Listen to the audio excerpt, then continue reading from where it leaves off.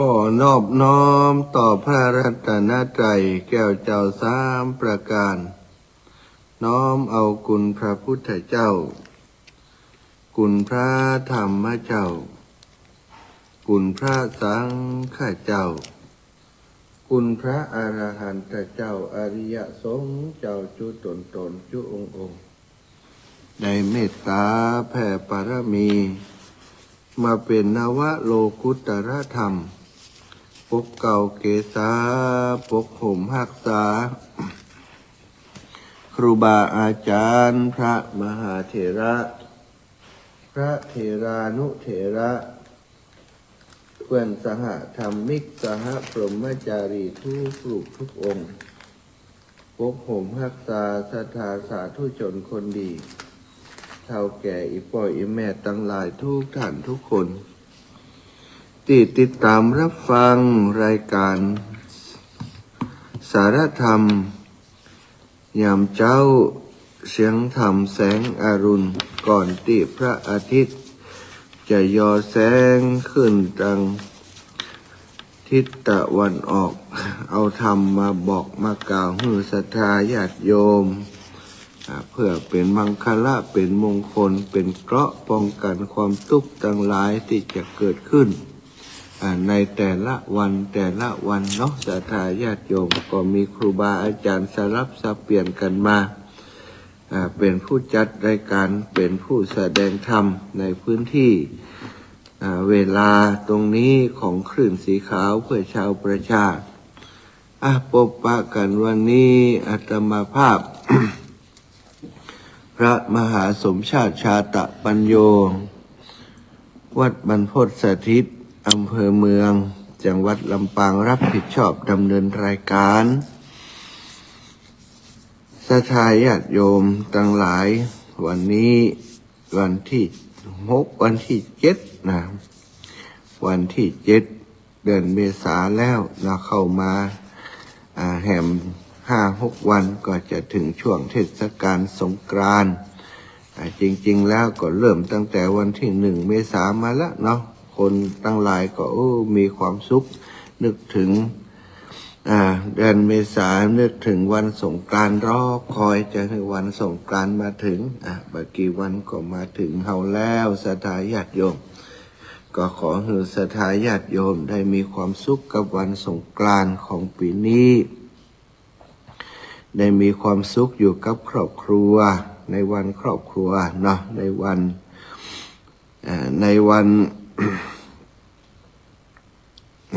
ปีใหม่ของปี2568ศรัทธาญาติโยมอีป่อยอีแม่ตั้งหลาย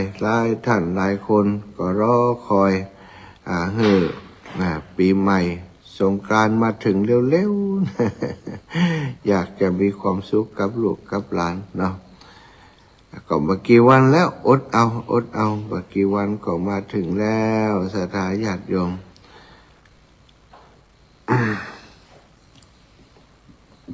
วันนี้พบปะกันแล้วเนาะก่อนที่จะอุจาสารธรรมก็จะปาสถานนำศรัทธาญาติโยมไว้พระสวดมนต์เฮียก่อนเป็นมงคลเป็นมังคละอย่างแรกที่กระทำกันในช่วงวันนี้เนาะ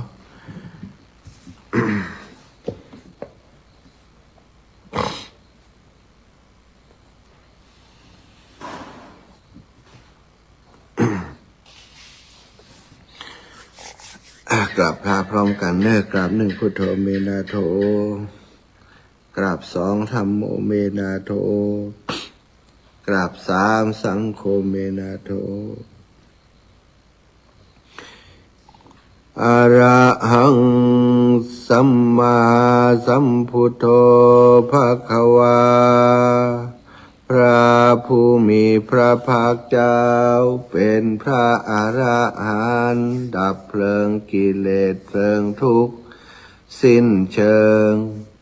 ตรัสรู้ชอบได้โดยพระองค์เองพุทธังภควันตังอภิวาเทมิข้าพเจ้าอภิวาทพระผู้มีพระภาคเจ้า ผู้รู้ผู้ตื่นผู้เบิกบานกราบสวากขาโตภควตาธัมโมพระธรรมเป็นธรรมที่พระผู้มีพระภาคเจ้าตรัสไว้ดีแล้วธัมมังนะมัสสามิข้าพเจ้านมัสการพระธรรมสุปฏิปันโนภควโตสาวกสังโฆพระสงฆ์สาวกของพระผู้มีพระภาคเจ้าปฏิบัติดีแล้วสังฆังนะมามิข้าพเจ้านอบน้อมพระสงฆ์หันธรรมยังพุทธัสสะภะคะวะโตปุพพาคณมกรังกโรมะเสนะโมตัสสะภะคะวะโตขอนอบน้อมแด่พระผู้มีพระภาคเจ้าพระองค์นั้นอะระหะโตซึ่งเป็นผู้ไกลจากกิเลสสัมมาสัมพุทธัสสะตรัสรู้ชอบได้โดยพระองค์เองนะโมตัสสะภะคะวะโตขอนอบน้อมแด่พระผู้มีพระภาคเจ้าพระองค์นั้นอะระหะโตซึ่งเป็นผู้ไกลจากกิเลสสัมมาสัมพุทธัสสะตรัสรู้ชอบได้โดยพระองค์เองนะโมตัสสะภะคะวะโตขอนอบน้อมแด่พระผู้มีพระภาคเจ้าพระองค์นั้นอะระหะโตซึ่งเป็นผู้ไกลจากกิเลสสัมมาสัมพุทธัสสะตรัสรู้ชอบได้โดยพระองค์เองหันธรรมยังพุทธาภิทุติงกโรมะเสโยโสตถาคโตพระตถาคตเจ้านั้นพระองค์ใดอะระหังเป็นผู้ไกลจากกิเลสสัมมาสัมพุทโธเป็นผู้ตรัสรู้ชอบได้โดยพระองค์เองวิชชาจารณะสัมปันโนเป็นผู้ถึงพร้อมด้วยวิชชาและจารณะสุขโตเป็นผู้ไปแล้วด้วยดีโลกาวิทูเป็นผู้รู้โลกอย่างแจ่มแจ้งอนุตตโรปุริสธรรมสารถิ เป็นผู้สามารถฝึกบุรุษที่สมควรฝึกได้อย่างไม่มีใครยิ่งกว่าสัทธาเทวมนุษย์สานังเป็นครูผู้สอนของเทวดาและมนุษย์ทั้งหลายพุทโธเป็นผู้รู้ผู้ตื่นผู้เบิกบานด้วยธรรมภควาเป็นผู้มีความจำเริญจำแนกคำสั่งสอนสัตว์โยอิมังโลกังสเทวกังสมารกังสพรัมมกังสัสสะมณะพรัมมณิงปะชังสเทวมนุษย์สังสยังอภิญญาสัจฉิกัตตวาปเวเทสิพระผู้มีพระภาคเจ้าพระองค์ใดได้ทรงแสดงความดับทุกข์ให้แจ้งด้วยพระปัญญาอันยิ่งเองแล้วทรงสอนโลกนี้พร้อมทั้งเทวดามารพรหมและหมู่สัตว์พร้อมทั้งสมณพราหมณ์พร้อมทั้งเทวดาและมนุษย์ให้รู้ตามโยธัมมังเทเสสีพระผู้มีพระภาคเจ้าพระองค์ใด ทรงแสดงธรรมแล้วอาทิกัลยาณังไพเราะในเบื้องต้นมัชเชกัลยาณังไพเราะในท่ามกลางปริโยสานะกัลยาณังไพเราะในที่สุด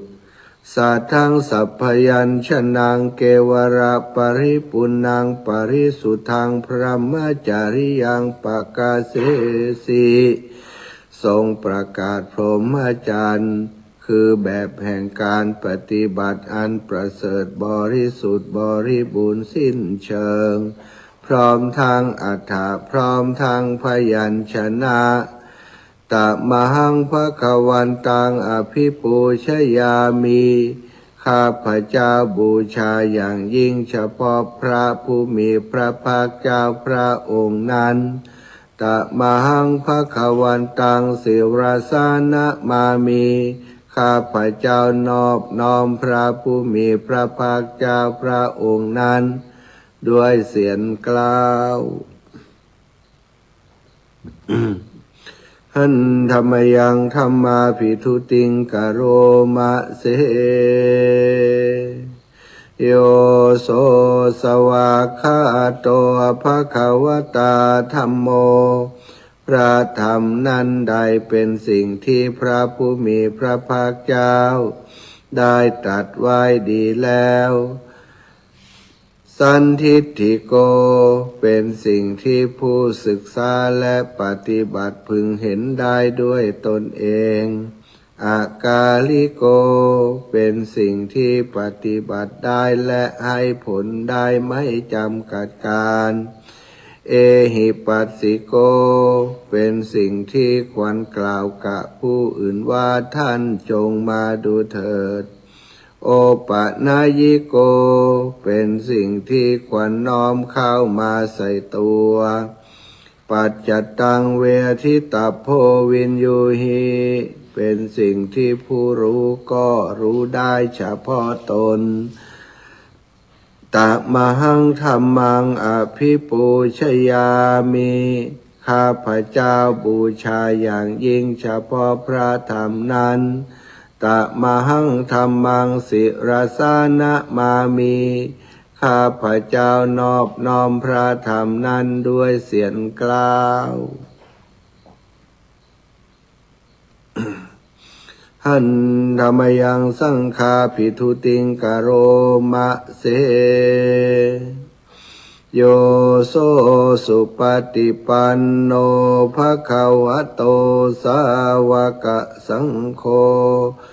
ทรงสาวกของพระผู้มีพระภาคเจ้านั้นหมู่ใดปฏิบัติดีแล้วอุชุปฏิปันโนภควโตสาวกสังโฆทรงสาวกของพระผู้มีพระภาคเจ้าหมู่ใดปฏิบัติตรงแล้วยายะปฏิปันโนภควโตสาวกสังโฆทรงสาวกของพระผู้มีพระภาคเจ้าหมู่ใดปฏิบัติเพื่อรู้ธรรมเป็นเครื่องออกจากทุกข์แล้วสามีจิปฏิปันโนภควโตสาวกสังโฆทรงสาวกของพระผู้มีพระภาคเจ้าหมู่ใดปฏิบัติสมควรแล้วญาติทางได้แก่บุคคลเหล่านี้คือจัตตาริปุริสายุคานิอัฏฐปุริสปุคลาคู่แห่งบุรุษสี่คู่นับเรียงตัวบุรุษได้8บุรุษเอสะภควโตสาวกสังโฆนั่นแหละสงฆ์สาวกของพระผู้มีพระภาคเจ้าอาหุนายโยเป็นสงฆ์ควรแก่สักการะที่เขานำมาบูชาปาหุนายโยเป็นสงฆ์ควรแก่สักการะที่เขาจัดไว้ต้อนรับทักขินายโยเป็นผู้ควรรับทักษิณาทาน อัญชลีการนิโยเป็นผู้ที่บุคคลทั่วไปควรทำอัญชลีอนุตตรังปุญญเขตังโลกัสสะเป็นเนื้อนาบุญของโลกไม่มีนาบุญอื่นยิ่งกว่าตมหังสังฆังอภิปูชยามิข้าพเจ้าบูชาอย่างยิ่งเฉพาะพระสงฆ์หมู่นั้นตมหังสังฆังศิรสานะมามิข้าพเจ้านอบน้อมพระสงฆ์หมู่นั้นด้วยเสียงกล่าวหันธรรมยังรัตนัตยปนามคาทายโยเจวะสังเวคาปริกิตนาปาทัญจาพนามะเสพุทโธสุสุโธกรุณามหันนะโวพระพุทธเจ้าผู้บริสุทธิ์มีพระกรุณาดุจห่วงมหันนบโยจันตสุทัพพลยานโลจโนพระองค์ใดมีตาคือยานอันประเสริฐหมดจดถึงที่สุดโลกัสสะปาปูปะกิเลสคาตโกเป็นผู้ฆ่าเสียซึ่งบาปและอุปากิเลสของโลกวันทามิพุทธังอะหะมาทะเรนตังข้าพเจ้าไหว้พระพุทธเจ้าพระองค์นั้นโดยใจเคารพเอื้อเฟื้อธัมโมปฏิโปวิยตัสสะสัตถุโนพระธรรมของพระศาสดาสว่างรุ่งเรืองเปรียบดวงประทีปโยมัคคปากามัตตเพทพินนโกจำแนกประเภทคือมรรคผลนิพพานส่วนใดโลกุตตโรโยจัตทัฏฐิทิปโนซึ่งเป็นตัวโลกุตตระและส่วนใดที่ชี้แนวแห่งโลกุตตระนั้นวันทามิธัมมังอาหามาทะเรนตังข้าพเจ้าไหว้พระธรรมนั้น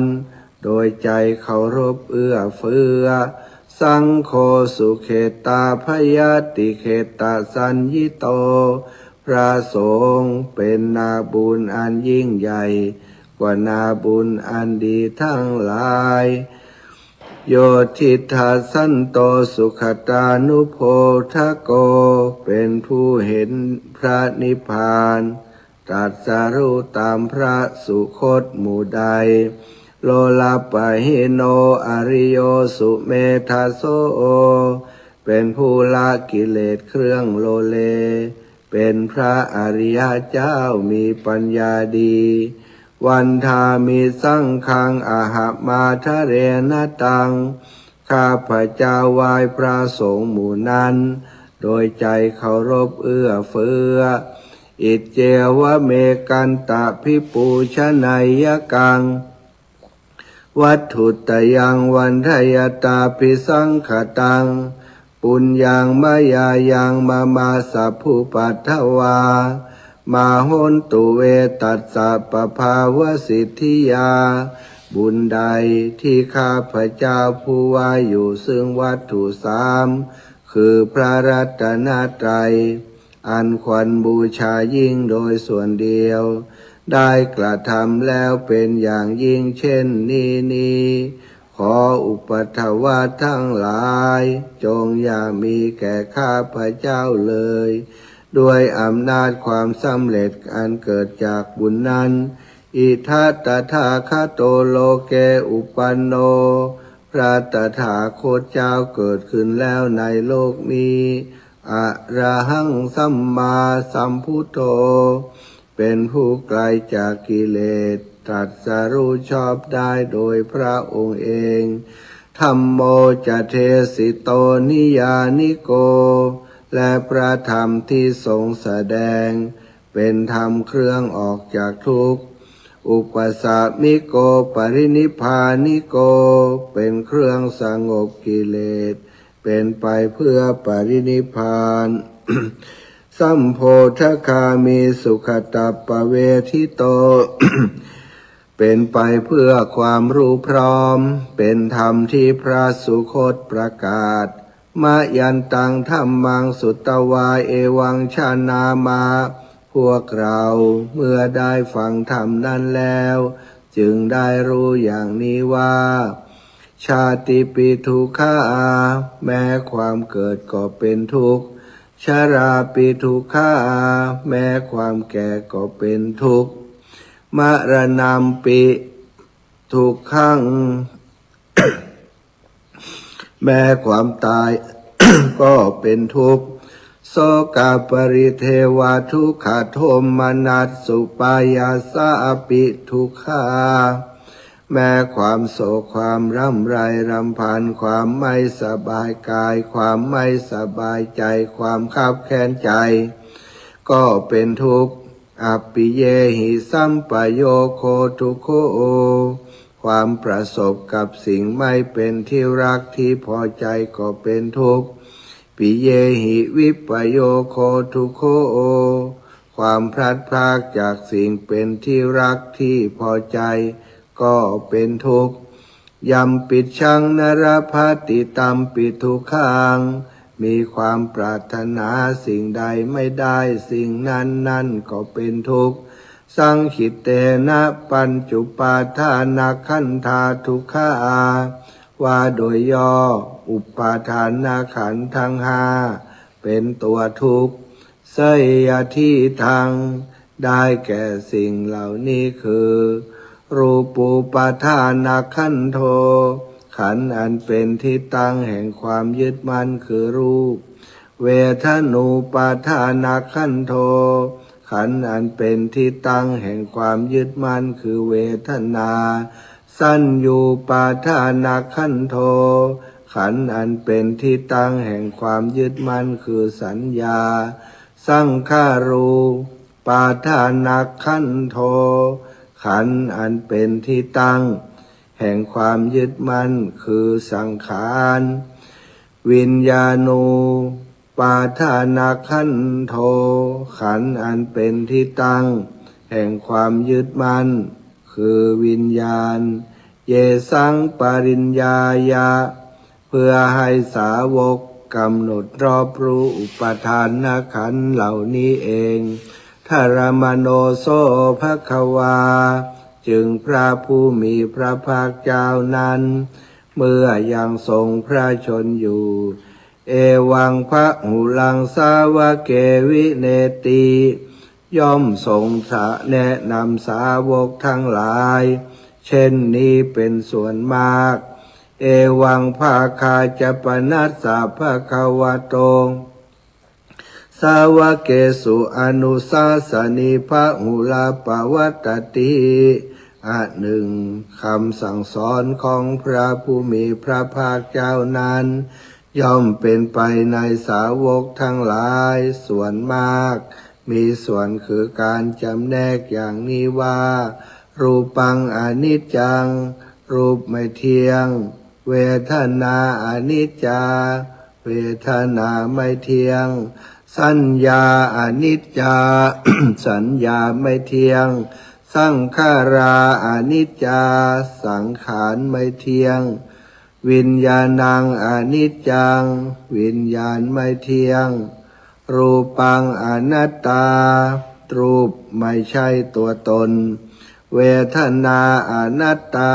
เวทนาไม่ใช่ตัวตนสัญญาอนัตตาสัญญาไม่ใช่ตัวตนสังขาราอนัตตา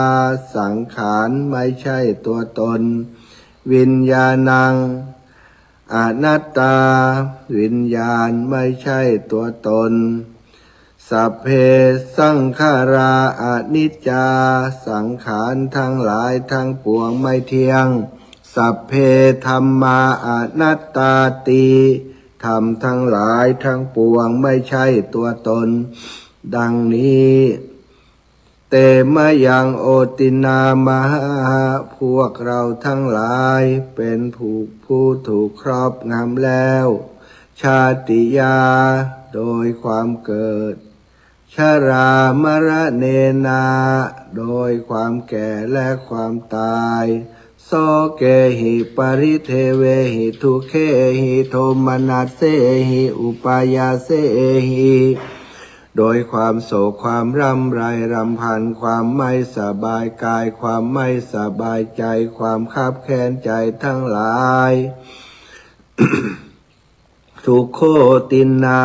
เป็นผู้ถูกความทุกข์อย่างเอาแล้วทุกขปะเรตาเป็นผู้มีความทุกข์เป็นเบื้องหน้าแล้วอัปเปวะนามิมัสสะเกวรัสสะทุกขขันธัสสะอันตกิริยายะปัญญาเยธาติ ทำฉะไหนการทำที่สุดแห่งกองทุกข์ทั้งสิ้นนี้จะพึงปรากฏชัดแก่เราได้จิระปรินิพพุตัมปิตังภคะวันตังอุทิสสะอรหันตังสัมมาสัมพุทธังเราทั้งหลายเป็นอุทิศเฉพาะพระผู้มีพระภาคเจ้าผู้ไกลจากกิเลสตรัสรู้ชอบได้โดยพระองค์เองแม้ปรินิพพานนานแล้วศรัทธาอาคารัสมะอนาคาริยังปภาชิตาเป็นผู้มีศรัทธาออกบวชจากเรือนไม่เกี่ยวข้องด้วยเรือนแล้วตัดสมิงภควติพรหมจาริยังจารามาประพฤติอยู่ซึ่งพรหมจรรย์ในพระผู้มีพระภาคเจ้าพระองค์นั้นภิกขุนางสิกขาสาชีวาสมาปนาถึงพร้อมแล้วด้วยสิกขาและธรรมเป็นเครื่องเลี้ยงชีวิตของภิกษุทั้งหลาย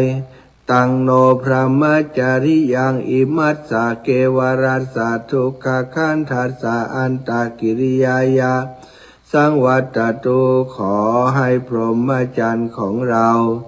ทั้งหลายนั้นจงเป็นไปเพื่อการทำที่สุดแห่งกองทุกข์ทั้งสิ้นนี้เถิด ศรัทธาญาติโยมทั้งหลายสมทานปฏิบัติสักเล็กน้อยนะ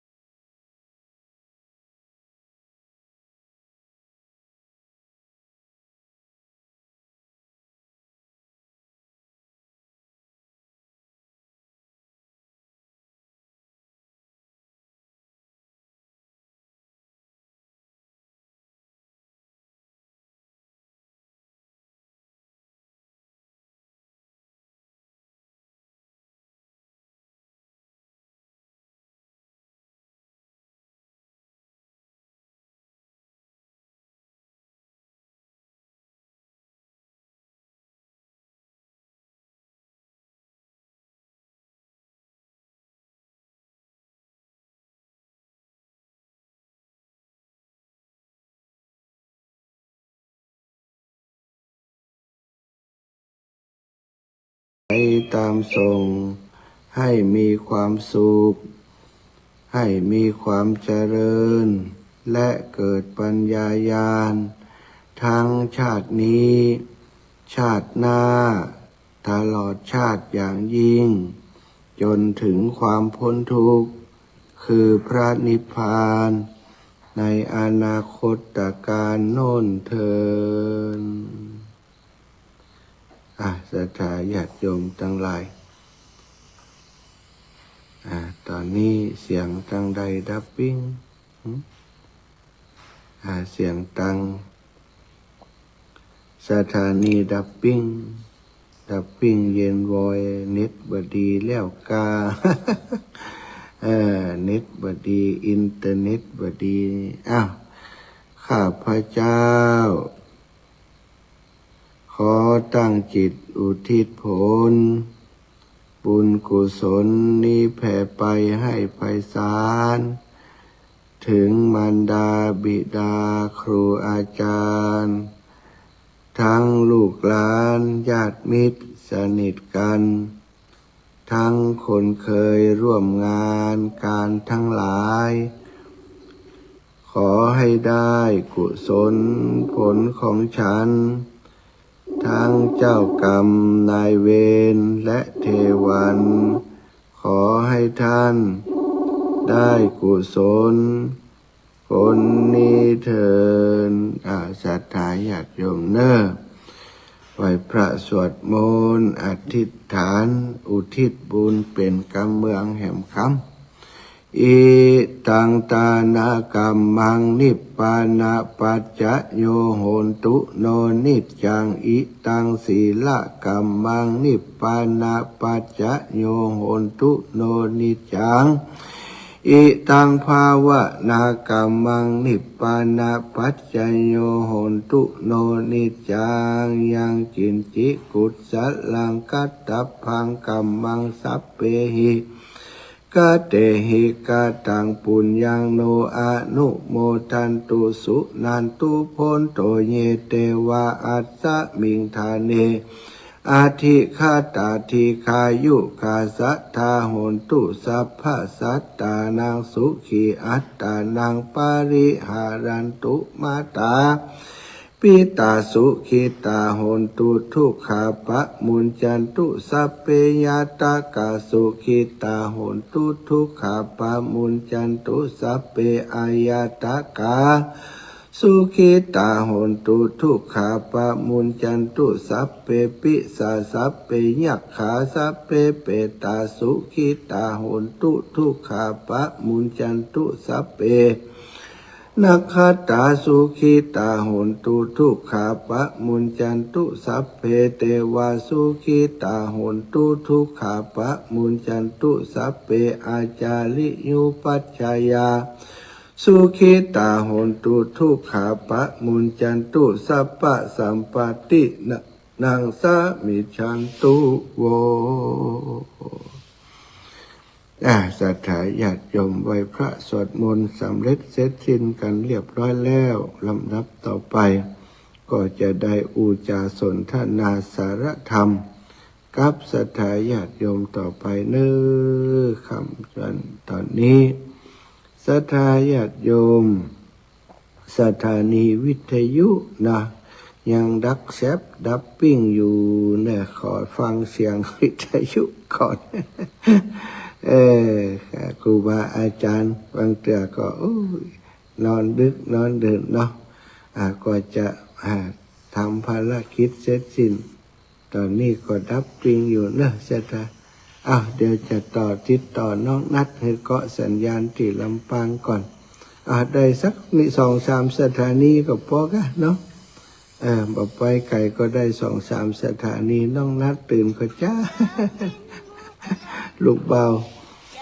อยู่ที่ลำปางถ้าน้องนัดตื่นก็จะได้เกาะของลำปาง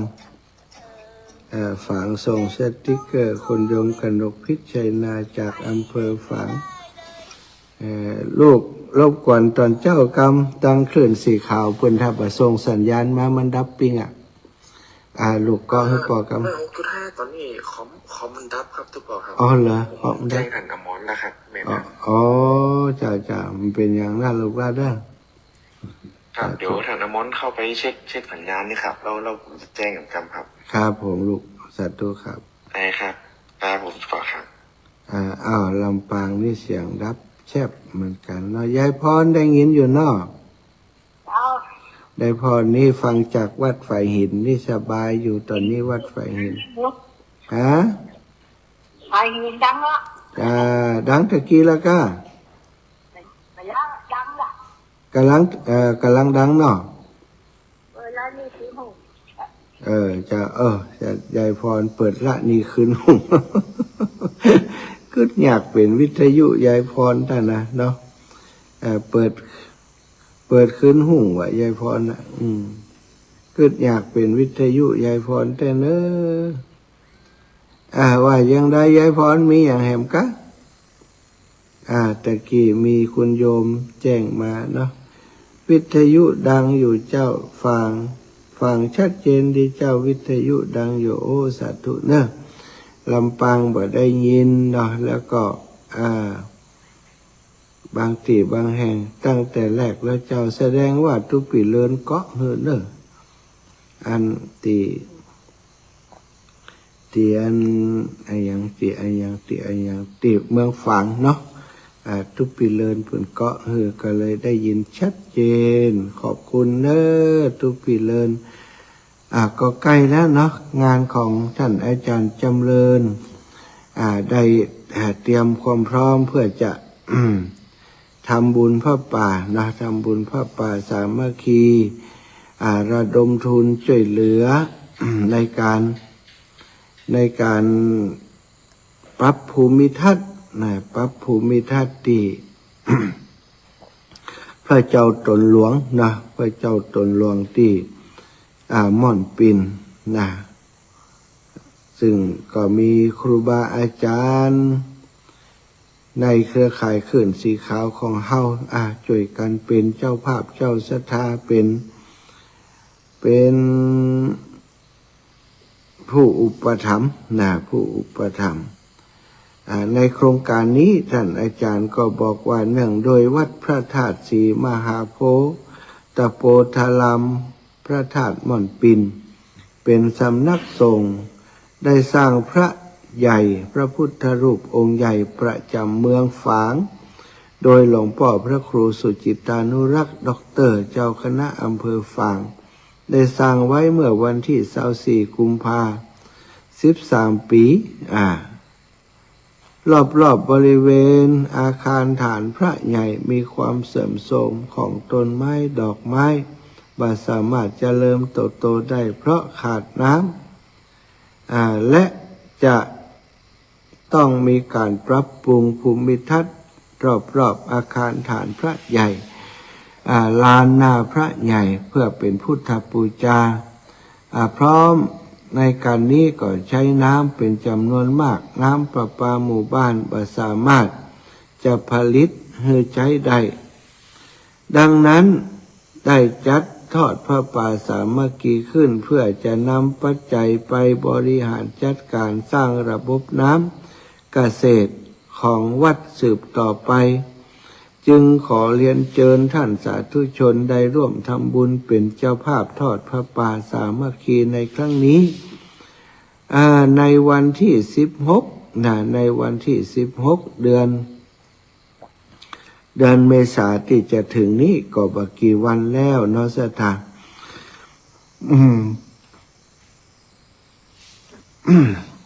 ก็จะนำไปซื้ออุปกรณ์ต่างๆเนาะบอกว่าจะเป็นท่อบั้งที่จะขุดบ่อแล้วก็เอาบั้งใส่ลงไปขุดบ่อเอาบั้งใส่ลงไปแล้วก็ยังจะมีต่อประปาที่เดินจากบ่อขึ้นไปยังหน้าลานพระธาตุที่อยู่ทางบนสถาใจอันนี้นักอยู่เหมือนกันต่อเนาะสถาฉะนั้นก็จำเป็นถ้าลำพังท่านอาจารย์เจริญ ถ่ายทอดเรียบร้อยพอดีสถานีลิงก์ละเนาะศรัทธาญาติโยมทั้งหลายอันที่ ท่านอาจารย์ไปอยู่หั่นนะก็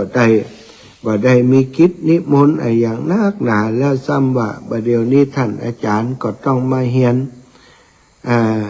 วิทยุเฮียน เฮียนวิทยุเฮียนมหาวิทยาลัย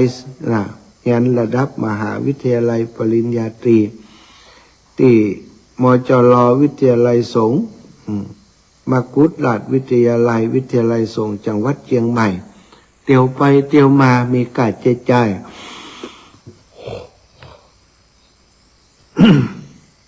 หลายอย่างอยู่เนาะศรัทธาวัดวาก็ดีพัฒนาถ้าเป็นสมภารเจ้าอาวาสรักษาการเจ้าสำนักสงฆ์ถ้าบ่พัฒนามันก็จะวัดวาอารามสถานที่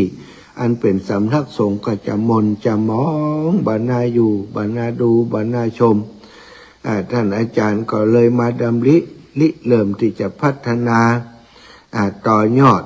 ที่หลวงปู่หลวงพ่อท่านพระครูสุดจิตานุรักษ์ได้สร้างพระประธานพระเจ้าตนหลวงตนใหญ่พระเจ้าประจำอำเภอฝางไว้ที่บนดอยม่อนปินเพื่อปกปักรักษาปกป้องคุ้มครอง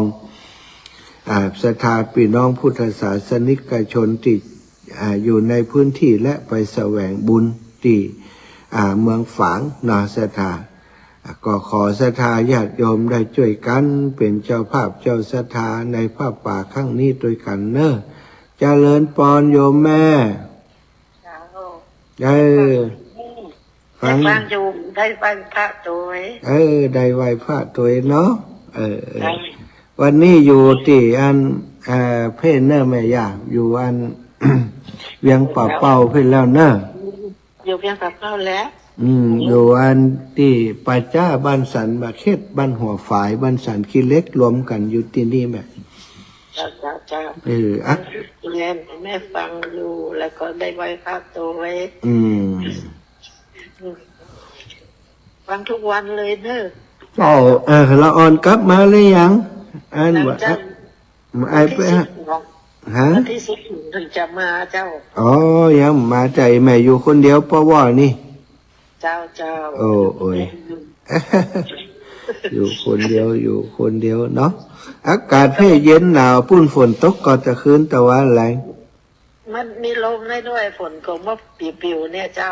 ทั้งเพศตกอีกแบบช่วงนี้เพิ่นว่าจะตกไปถึงงั้นสงกรานต์เมษายนสงกรานต์พูดอีว่าแม่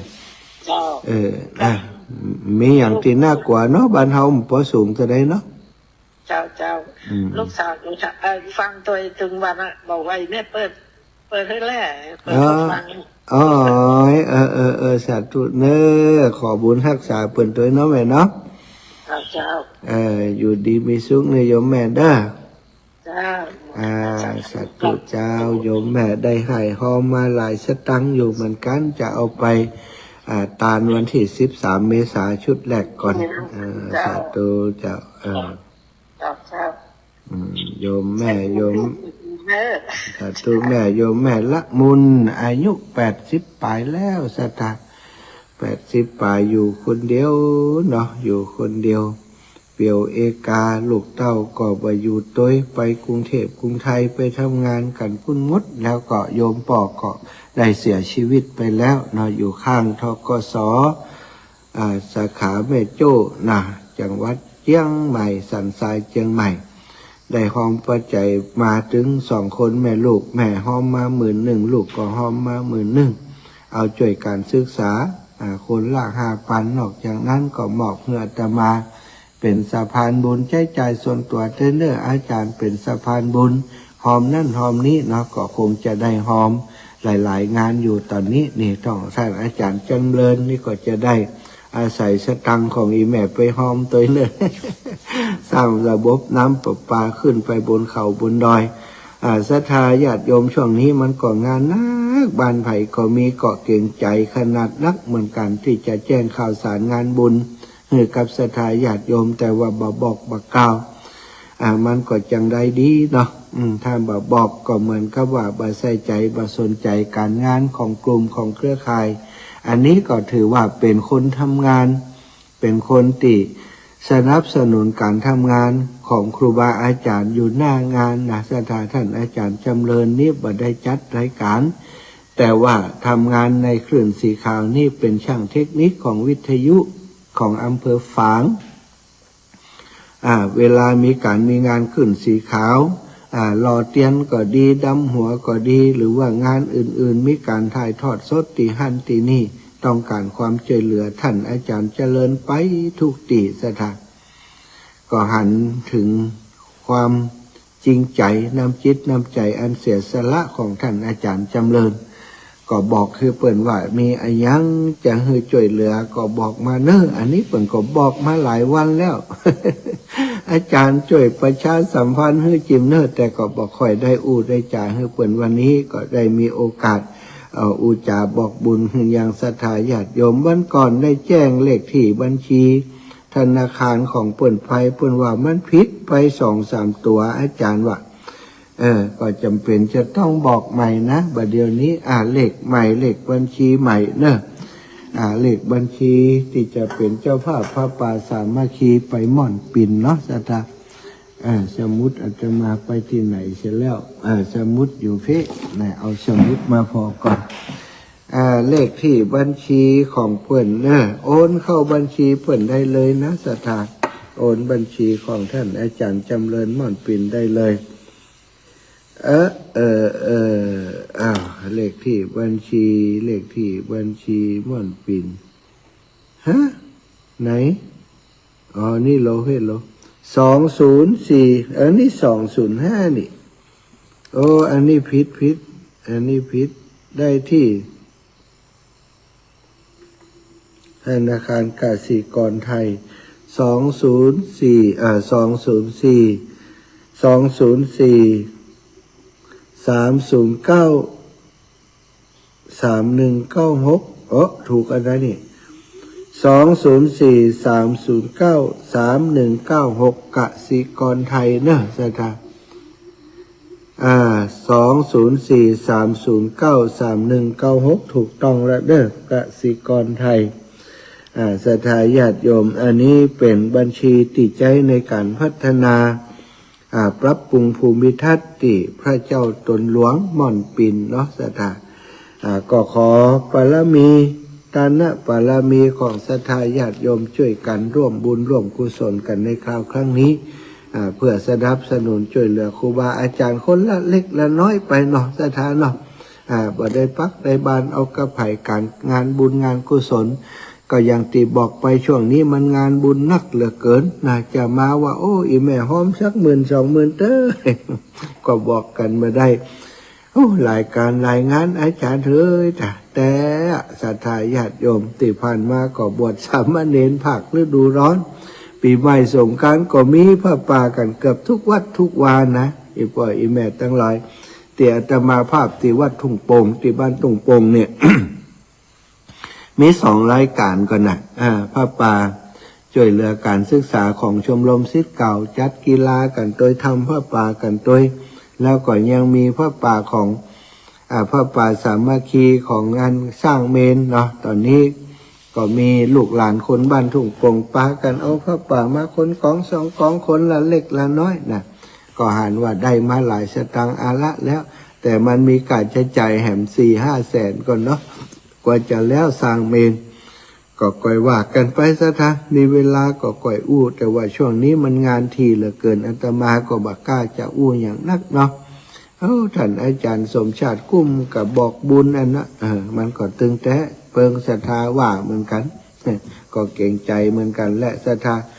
ปีนี้ครูบาอาจารย์ก็บ่ได้จัดงานสำหรับรดน้ำดำหัวจะไปจัดเอาตอนหลอดเตียนอย่างเดียวเนอะศรัทธาได้รับทราบกันหมดแล้วเนาะพี่น้องศรัทธาตอนนี้อาตมาขออนุญาตพักสักครู่ก่อนที่จะเข้ารายการสู่รายการในช่วงที่2เนอะพักชักกรรมก่อนเนาะได้ฟังเพลงในรายการสักเพลงก่อนกันแล้วกัน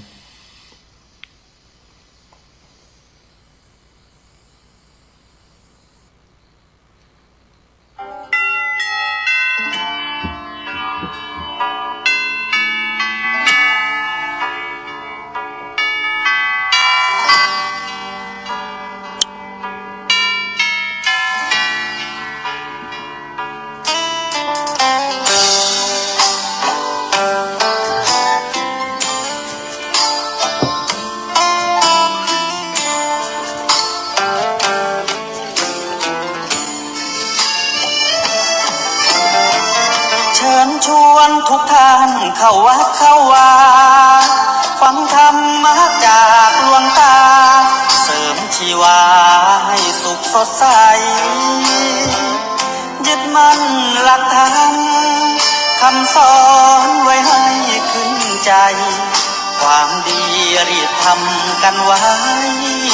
หญิงชายอย่าได้นายนี้เชิญชวนทุกท่านเข้าวัดเข้าวาทำบุญด้วยจิตศรัทธาบุญพาให้เราสุขีจะทำการใดนำใช้ในสิ่งดีทำบุญให้ทานวันนี้ไม่มีใครว่าใครชังสมัยก่อนประทับใจปู่ย่าตายายวันพระไม่เคยเบื่อหน่ายจำได้ไม่ลืมสักครั้งเหตุใดวันนี้มีคนเข้าวัดน้อยจังอยากให้เหมือนก่อนอีกครั้งฝากความหวังกับคนรุ่นใหม่เชิญชวนทุกท่านเข้าวัดเข้าวารับศีลรับพรหลวงตาเสริมคุณค่าให้กับจิตใจกระทำความดีเรื่องนี้ไม่ต้องอายใครว่างจากการงานเมื่อใดเชิญชวนท่านไปทำบุญ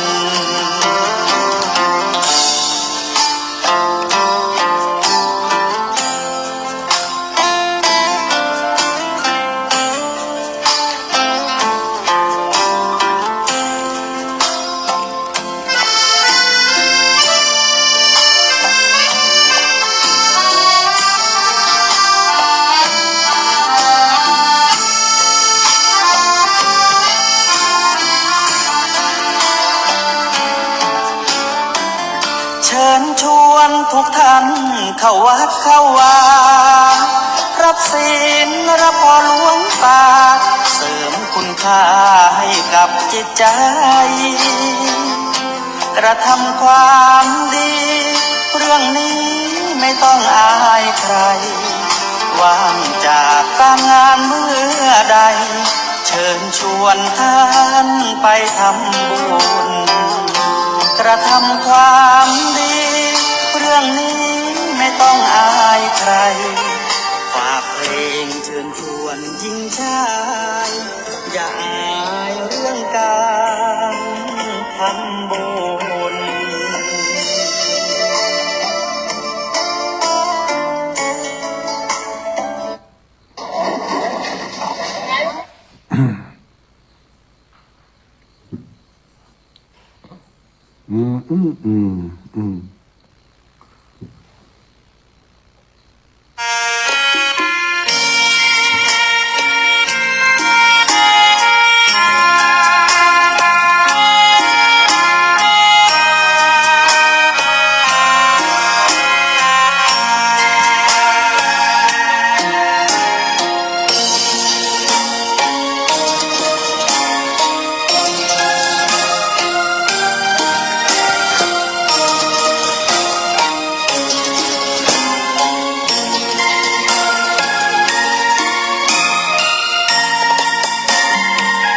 ดอกบัวดอกหนึ่งตึงใจไว้เพื่อบูชาแด่องค์พระศาสดาสัมมาสัมพุทธเจ้ามีความงามเงียบไม่เปรียบเทียบเขาเทียบเราใครมองไม่งามช่างเขาแต่เจ้าก็คือดอกบัวด้วยความสัตย์ซื่อยึดถือความดีเป็นหลักใครรักไม่รักก็ไม่จงปลักมองเมื่อโผล่พ้นน้ำก็เห็น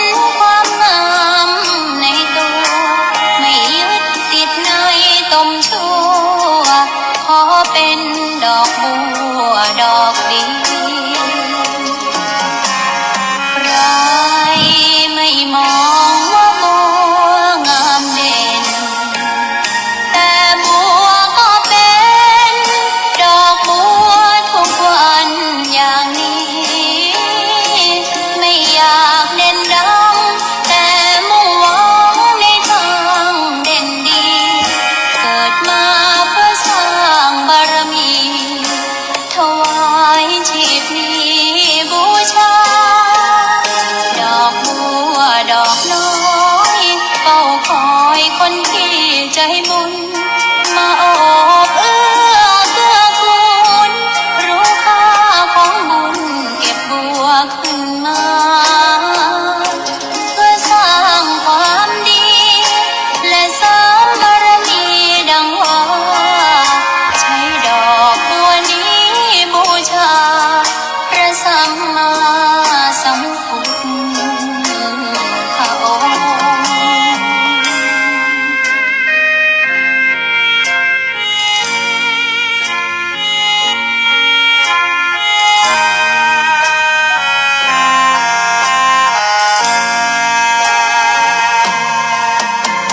ใครไม่มองว่าบัวงามเด่นแต่บัวก็เป็นดอกบัวทุกวันอย่างนี้ไม่อยากเด่นดังแต่มุ่งหวังในทางเด่นดีเกิดมาเพื่อสร้างบารมีถวายชีพนี้บูชา ดอกบัวดอกน้อยเฝ้าคอยคนที่ใจบุญมาโอบเอื้อเกื้อกูลรู้ค่าของบุญเก็บบัวขึ้นมาเพื่อสร้างความดีและเสริมบารมีดังว่าใช้ดอกบัวนี้บูชาพระสัมมาสัมพุทธองค์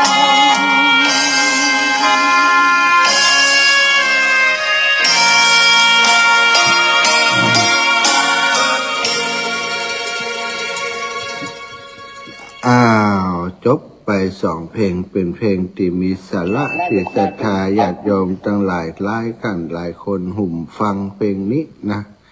ม่วนดีอาจารย์อีหรอก ก็ขอบคุณนะที่ฟังแล้วชอบอกชอบใจคนที่มีจิตใจเสียสละศรัทธาเป็นคนที่มีจิตอาสาเป็นคนที่หุ่มทำบุญบางครั้งบางทีก็อาจจะโดนกระทบกระทั่งเนาะเรื่องของทำดีเอานากาอย่างอันอย่างอีถ้าเฮาบ่แป้งใจให้นักแน่นอย่างดอกบัวนี่ศรัทธามันก็จะตุกกะเนาะเป็นดอกบัวบูชาคุณของพระพุทธเจ้านะบูชาคุณงามความดีศรัทธามีจิตใจมีร่างกายนี้ที่เฮายังมีชีวิตมีลมหายใจอยู่เพื่อสร้างบุญสร้างกุศลให้แก่ตนตัวของเฮาภาระประโยชน์ด้านอื่นได้สร้างไปแล้วเนาะประโยชน์ด้านอื่นในการเลี้ยงตนเลี้ยงตัวเรื่องครอบครัวต่างๆเฮาก็ได้สร้างได้ทำมาพอสมควรต่อไปก็สร้างบุญสร้างกุศลทุกช่วงชีวิตควรจะมีเรื่องของการสร้างบุญสร้างกุศลให้จิตใจของเฮามันปล่อยวางจากความยึดถือต่างๆลงไปกำน้อยความยึดมั่นถือมั่นในเรื่องต่างๆทำให้เฮาเป็นทุกข์ศรัทธา ยึดมั่นในรูปร่างกายอันสวยงามนี้พอมันเหี่ยวมันแห้งมันแก่มันเฒ่ามันเหี่ยวมันเฉาก็ทุกข์ใจนะไม่อยากให้มันแก่มันเฒ่าก็ไปทำสัญญกรรมทำกรรมอย่างใดก็ตามสัญญาอย่างใดก็ตามเอามีดหมอมาช่วยอย่างใดก็ตามแต่ว่าสังขารที่ล่วงโรยมันก็ต้องล่วงโรยไปติ๊กศรัทธาบางคนทุกข์เพราะว่ามันบ่งามอย่างเก่าบางคนทุกข์เพราะมันบ่ลอยอย่างเก่าบางคนก็ทุกข์เพราะว่าหารายได้บ่ได้อย่างเก่าบ่ฮู้จักยังใจฟุ่มเฟือยอยู่นะก็ลำบากกันไปอาจจะต้องปล่อยวางความยึดมั่นถือมั่นลงไปทีละน้อยศรัทธาถึงว่าตอนนี้เฮายังมีความยึดถือในเรื่องนู้นเรื่องนี้อยู่มากมายแต่ว่าถ้าเฮาฝึกฝนตัวตนของเฮาไปเรื่อยๆมันจะปล่อยวางไปได้ทีละนิดการให้ทานก็เป็นการช่วยเหลือคัดเกลาจิตใจให้ปล่อยวางความยึดมั่นถือมั่นในทรัพย์สินสลิงคารต่างๆสมบัตินั้นเป็นของเฮาทั้งหลายตอนนี้เฮาบอกว่าของเฮาเนาะ อันนี้ก็ของเฮาอันนี้ก็ของเฮาอันนี้ก็ของเฮาแต่วันหนึ่งเมื่อเฮามาอยู่แล้วมันเป็นของไผซะท่าสิ่งที่หาไว้ก็เป็นของคนอื่นหมดแหละบ่มีอะไรอย่างเป็นของเฮาที่จีรังอย่างยืนแม้กระทั่งร่างกายนี้ร่างกายยาววานหนาคืบกว้างศอกนี้ก็บ่ใช่ของเฮาที่แท้จริงซะท่าเป็นเพียงการประชุมของธาตุถึง4ธาตุดินธาตุน้ำธาตุลมธาตุไฟมาประกอบมาจุ่มนุมเป็นตัวเป็นตนเป็นรูปเป็นร่าง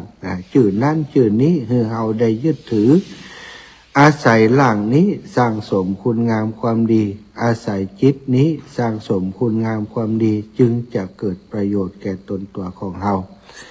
วันเวลาผ่านไปสถาย่อมเกินกินทรัพย์สิ่ง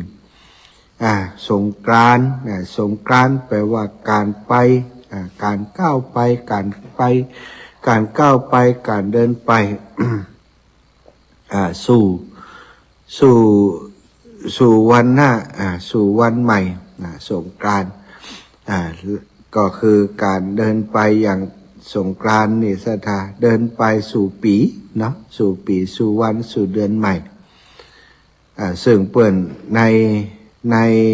สงกรานต์นี่เป็นคำสันสกฤตสถาโดยวันเวลาก็เรียกว่าวันเวลาต้องก้าวไปก้าวต่อไปสิ้นสุดปีเก่าแล้วก็ต้องก้าวเข้าไปสู่ปีใหม่สู่ปีใหม่ตั้งสากลเปิ่นถือเอาวันที่1 มกราเป็นวันที่1 มกราเป็นวันปีใหม่ของทุกปีตามปฏิทินสุริยคติแต่ว่าตามปฏิทินจันทรคติถือเอา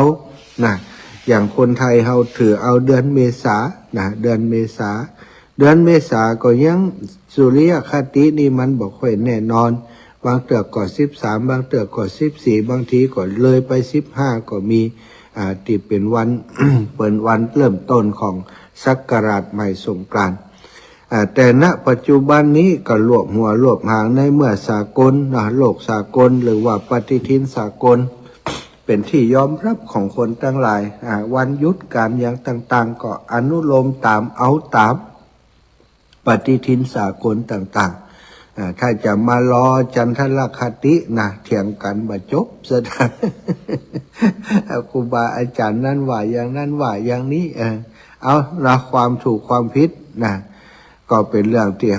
ถ้าเฮาไปยึดถือมันก็ผิดมันก็ถูกแต่ว่าถ้าเฮาบ่ถือหยังวันเวลามันเต่ากันนั่นเนาะ24 ชั่วโมงเต่ากันเฮาไปกำหนดเอาว่ามันเป็นวันนั้นมันเป็นวันนี้ซะมันเป็นเรื่องของโหราศาสตร์ดาราศาสตร์อย่างต่างๆที่มาเกี่ยวข้องกับการกำหนดวันเวลาศรัทธาญาติโยมตอนนี้ก็วันเดือนเมษาของปี2568แล้วจะเปลี่ยนศักราชถ้าตามปฏิทินสากลก็เริ่มวันที่13เนี่ยปีใหม่ศรัทธาถ้าเป็นของภาคเหนือได้ยินครูบาอาจารย์เป็นว่าวันที่14วันมหาสงกรานต์ว่าหรือว่าวันเริ่มต้นสงกรานต์วันที่14นี่ก็ว่ากันไปเนาะสังขารหล่อง13 14วันเรา15เป็นวันมหาสงกรานต์ที่เปิ่นถือกันตามธรรมเนียมสากลที่ระบุไว้ในปฏิทิน ในปฏิทินที่มีอยู่ปัจจุบันถ้าปฏิทินภาคเหนือของเฮาก็ต้องดูอีกต่างหากอันนี้ก็ว่ากันไปซะเนาะมีปฏิทินก็พอไปตามนั้นปีนี้สัตว์จะกินแมงหยังจะกินแมงหยังฝนจะตกกี่หา ไปดูปฏิทินของหลวงปู่ได้มีมดเนาะหลวงปู่เนาะหลวงปู่พระครูปฏิพันธ์ธรรมทิน จะถ่ายญาติโยมทั้งหลายเมื่อสงกรานต์คือการก้าวไปของวันเวลาสถาวันเวลาก้าวไปนี่มันจะกืนกินสรรพสิ่งไปตัววันเวลามันก้าวไปก็กืนกินสรรพสิ่งไปตัวกินอย่างใดสถาอย่างตะวันนี้วันที่ยังวันที่6วันที่6วันนี้วันที่7สถาพอข้ามพอมันจะกินตัวเก่าวันที่6เริ่มตั้งแต่00 นาฬิกามันก็กินตัวเก่าเงี่ยมตัวเก่าไป แง้มตัวเก่าไปเรื่อยๆอย่างงูกินหางนะครับ แง้มไปแง้มไปแง้มไป00 นาฬิกาไปจนถึง12 นาฬิกาเป้งหัวเลยมดเสร็จไปแล้ววันที่5วันที่6มดไปแล้ว นี่เข้ามาวันที่7ก็มันก็จะเริ่มตัวเก่ามันกินตัวเก่ามัน00 นาฬิกาดึกตีหนึ่งแต่คืนนี้เที่ยงป๊บ00ป๊บมันก็เริ่มงอบแล้ววันที่7งอบตัวเก่ามาประเดี๋ยวนี้งอบกันมาได้กี่ชั่วโมงใกล้4 ชั่วโมงแล้วเนาะ3 ชั่วโมง4 ชั่วโมงกับ17 นาทีตีเวลามันกินตัวเก่ามันมาแล้วมันบะบึดมันก็ปุ่นตีเที่ยงคืนปุ๊บมันก็เลย หมดเสร็จไปแห่ง1 วันที่7อันนี้เป็นอยู่อย่างนี้สถานนี่คือเรื่องของเวลาเวลามันจะกืนกินสรรพสิ่งแล้วก็ไปของมันเรื่อยๆบ่มียุดอยู่กับตีเวลาบ่มียุดบ่ได้จะไปอยู่อย่างนั้นที่สำคัญก็คือเวลานี้มันก็นำหลายๆสิ่งหลายๆอย่างไปจากเฮาซะนะ นำความแก่ชรามาฮื้อเขาใครได้ก็ตามบ่ใครได้ก็ตามต้องได้แน่นอนทุกคนแก่เจ็บ แก่มากู่กับเจ็บ แก่มากู่กับเจ็บกับความขี้โลกกับอะไรอย่างต่างๆเนาะเริ่มตั้งแต่เจ็บหัวเข่าแข้งขาปวดหัวเจ็บหัวตัวร้อน บางคนก็มีโรคประจำตัวที่นักหนาที่ติดเตียงไปเลยก็มีหลายคนหลายท่านนะอีพ่ออีแม่ทั้งหลายแฟนรายการก็มีหลายคนยังมีกำลังใจอยู่แม้จะติดเตียงก็ยังทำบุญหนุนช่วยตัวเองไปอยู่ก็ถือว่าชีวิตเป็นของมีค่าชีวิตมีความสำคัญต่อการดำรงอยู่ต่อการสร้างสมบุญญาบารมีของเฮาทั้งหลายจะติดเตียงหรือติดบ้านติดอย่างก็แล้วแต่ก็ยังสนใจใฝ่ในการทำบุญอยู่ประจำสม่ำเสมออันนี้ก็ถือว่าใช้เวลาอย่างมีคุณค่าแต่บางคนนี่ครบบริบูรณ์หมดสถามีร่างกายที่ครบถ้วนบริบูรณ์ครบองค์32ประการบาแปลงแห่งมีแต่บ่หุ่มสร้างสมบุญบ่สนใจในกองบุญกองกุศลเปิ่นบริจาคฮื้อตานก็บ่ช่วยเปิ่นบางทีบางคนนี่หันเปิ่นฮื้อทานลุ่มนี่ถอยหนีเหี้ยไปที่อื่นเนี้ยแล้วก็ใจของที่เปิ่นอันบริจาคนั่นเปิ่นฮื้อตานเปิ่นหอมเก้าอี้หอมโต๊ะกันกับวัดกับป่าตัวเองบ่ใส่ใจบ่สนใจกำแล้วเปิ่นเนี่ยเปิ่นหอมก็ว่ามันจะเหลียนะกะมันอวดหล่ำอวดรวยนะกะเนี่ยแต่เวลาตัวไปวัดไปวาก็ไปนั่งเก้าอี้เปิ่นเขาไปใจโต๊ะเปิ่นเขานี่สถาหันมาหลายคนหลายท่านนะแต่ก็แปลกดีหอคนที่กล่าวถึงอย่างนี้นั้นส่วนใหญ่ก็มีชะตากรรมที่บ่ดี เท่าแก่มาลูกหลานก็บ่ฮักเป็นคนปากนักเป็นคนขี้โจมเป็นคนขี้จิกนี่เป็นอย่างมาปุ๊บบ่มีไผพอคอยดูแลเลยแล้วหันชะตาชีวิตแล้วก็เป็นตายดีอนิจอนาจใจตัวก็เกิดไปถึงว่าเนาะแปลกเป็นการคนเฮาคนบ่หุ่มทำบุญนี่มักจะเป็นอย่างนี้บ่ค่อยเป็นที่รักของคนแม้กระทั่งคนในครอบครัวอิ่มนายไก่จังบางคนก็ถูกด่าถูกว่าใครฮื้อตายวันนี้วันผูกน่าเป็นกันสปะสเปดศรัทธาญาติโยมในเมื่อเป็นการก้าวไปแห่งการแห่งเวลาก็ต้องเป็นการก้าวไปที่เจริญขึ้นถ้าในมิติของมนุษย์คนเฮาเนี่ยเฮาก้าวมาจากตอนน้อยๆตอนเป็นทารกาเด็กอ่อนตัวเล็กๆเนาะอาจจะบ่ฮู้เรื่องฮู้ราวอย่างแต่เฮาก็เติบโตผ่านวันเวลาจากเด็กน้อยมาเป็นเด็กโตจากเด็กโตก็เป็นคนที่เป็นพ่อบ้านเป็นแม่บ้านว่าหากินการเงินการท้องสร้างครอบสร้างครัว จากการที่ว่าฮู้เรื่องน้ำเรื่องธรรมพอใหญ่โตขึ้นมาก็ได้ศึกษาน้ำธรรมว่าชีวิตเฮามันบ่ได้มีเรื่องเดียวรู้บ่ใจแค่ทำมาหากินอยู่ไปวันๆรู้นี่ถ้าเป็นอย่างนี้ก็บ่มีคุณค่าอะไรอย่างชีวิตของเฮามันจะต้องมีธรรมะชีวิตของเฮามันมีความทุกข์เกิดเพราะอะไรอย่างได้ศึกษาห้ามเฮียนธรรมะได้เข้าใจวิธีของชีวิต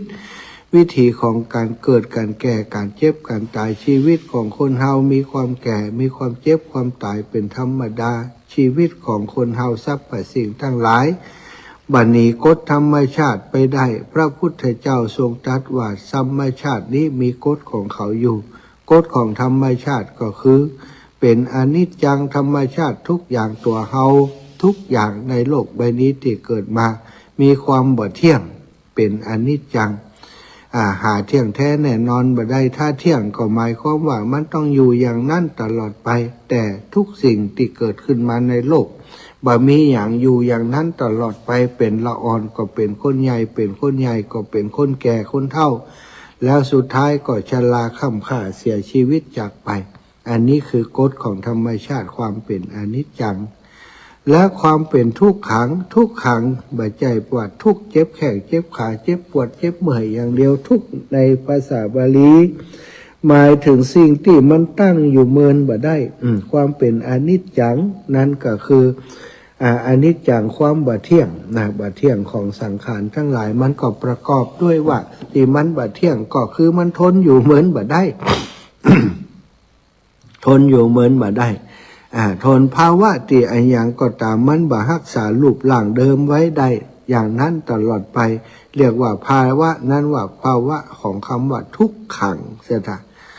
ทุกขังคือเปลี่ยนแปลงอยู่ตลอดเวลามีความตั้งอยู่เมินบ่ได้อารมณ์ของมนุษย์คนเฮาเดี๋ยวก่อไข้หัวเดี๋ยวก่อให้เดี๋ยวก่อฮักเดี๋ยวก่อจังอันนี้ก็เป็นอารมณ์ที่เปิ้นบอกว่ามันเป็นความบ่เที่ยงเหมือนกันอารมณ์ของเฮามันจะยิ้มแย้มแจ่มใสมีความสุขอยู่วันค่ำมันเปลี่ยนไปบ่ได้มันก็จะเปลี่ยนไปถ้าเป็นปุถุชนมันก็เปลี่ยนไปเดี๋ยวฮักเดี๋ยวโลภเดี๋ยวโกรธเดี๋ยวหลงเดี๋ยวชิงชังเดี๋ยวก่อฮักสถาเป็นอย่างนี้อยู่เวียนไปตามกิเลสที่ชักนำพาไปถ้าเฮาเข้าใจว่าโอ้อันนี้มันเป็นความบ่เที่ยงโลนี่เฮาก็บ่ทุกข์กับมันนักแต่ถ้าเฮาบ่เข้าใจภาวะของอารมณ์ต่างๆมีอย่างเกิดขึ้นแล้วบางครั้งบางทีเหมือนกับว่าตัวเก่าจะอยู่ต่อบ่ได้แล้วมันเจ็บปวดมันเศร้ามันทุกข์มันทรมานเหลือเกินนี่บางคนก็ฆ่าตัวตายเพราะเรื่องบางอย่างโอ้ที่เป็นสิ่งที่มันจะต้องหายไปในที่สุดแต่ตัวเองไปยึดติดกับมันล้ำก็เลยต้องจบชีวิตไปอย่างน่าเสียดายแทนที่จะได้สร้างประโยชน์ต่างๆเนาะวันก่อนได้ยินว่าโอ้ปวดเท่าปวดอุ้ยคนเท่าคนหนึ่งลูกเต่าก็มีงานทำร่ำรวยร่ำรวยทรัพย์สินเงินทองอายุ90 ปลาย90 ปลายยังโป้นคอดแต่ว่าสถายังเข้าใจชีวิตเตือคือถ้าไปฆ่าตัวตายลูกเต้าก็เศร้าเสียใจว่าเลี้ยงดูพ่อแม่มาอย่างนี้ทำไมถึงได้มาทำอย่างนี้ทำให้ลูกเต้าเจ็บปวดหัวใจไปโดยอันนี้ก็เป็นวิบากของภัยของมันบักเข้าใจคนบักเข้าใจชีวิตบางทีอายุหนักก็จ่วยมันได้อยู่เนาะสถาฉะนั้นเราต้องทบทวนตัวเองของเราเข้าใจตัวเราตลอดเวลาปีใหม่มันต้องดีกว่าปีเก่าอย่างท่านอาจารย์พุทธทาสว่าปีใหม่นี้ชีวิตเราต้องเจริญขึ้นต้องดีขึ้นกว่าปีที่ผ่านมาอย่างน้อยต้องดีกว่าเก่าดีกว่าเก่าก็เหมือนกับว่าถ้าเราเรียนหนังสือเนี่ยมันก็ต้องจบชั้นป.1 ขึ้นไปป.2 ป.3 ป.4 ว่าขึ้นไปเรื่อยๆเติบโตไปทางจิตวิญญาณไปเรื่อยๆกองบุญเป็นคนห่มหื้อตานปีนี้หื้อตานได้หมอกได้เสียสละไปหมอกทำเงินมีเงินมีทองทำเงินหารายได้มาก็ทำไปเรื่อยๆสะสมกองบุญไปเรื่อยๆจนทำให้ความตณีทีเหนียวในจิตในใจบ่ค่อยมีถ้าจิตใจบ่มีความตณีทีเหนียวแล้วคนนั้นก็จิตใจก็เบาสบายปลอดโปร่งสามารถยกใจนั้นขึ้นมาปฏิบัติธรรมได้ง่ายแต่ว่าบางคนทำบุญไปทำบุญมาฮื้อตานไปฮื้อตานมาเสพติดในการทำบุญทำทานก็มีสถาคำว่าเสพติดในการทำบุญทำทานก็คิดว่าน่าจะเสพติดในส่วนที่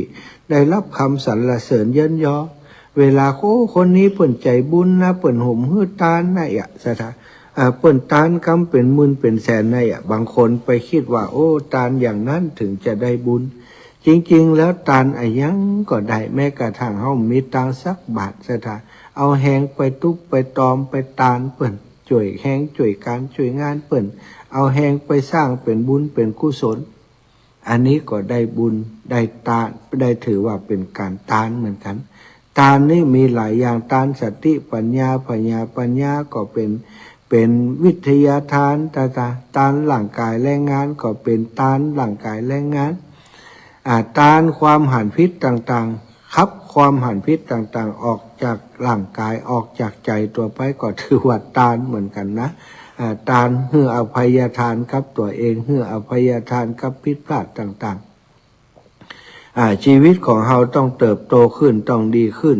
ปีใหม่สงกรานต์มาถึงนี่เติบโตทางจิตแต่วิญญาณกันเพื่อดีที่สุด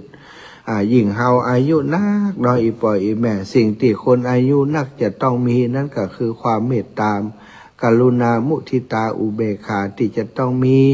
หลายๆคนสถามีความเมตตามีความกรุณาจัดดีมีมุทิตาจัดดีแต่อุเบกขาใจบ่ค่อยได้สถาทุกข์กับลูกกับหลานเดือดร้อนกับลูกกับหลานอยู่หันนะทุกข์กับลูกกับหลานโอ้ท่านอาจารย์ไปไหนตึ้มในเป็นห่วงเขานี่นะก็ว่าถ้าไอ้แม่ว่าอยู่ลบเป็นยังไงอยู่ยังไงถ้าไอ้แม่อยู่ก็ฝากเขาใจอยู่หมายถึงว่าตายเขาจะอยู่ยังไงก็นั่นนะอาจารย์ตึงเป็นห่วงย้อนเนี่ยนะชีวิต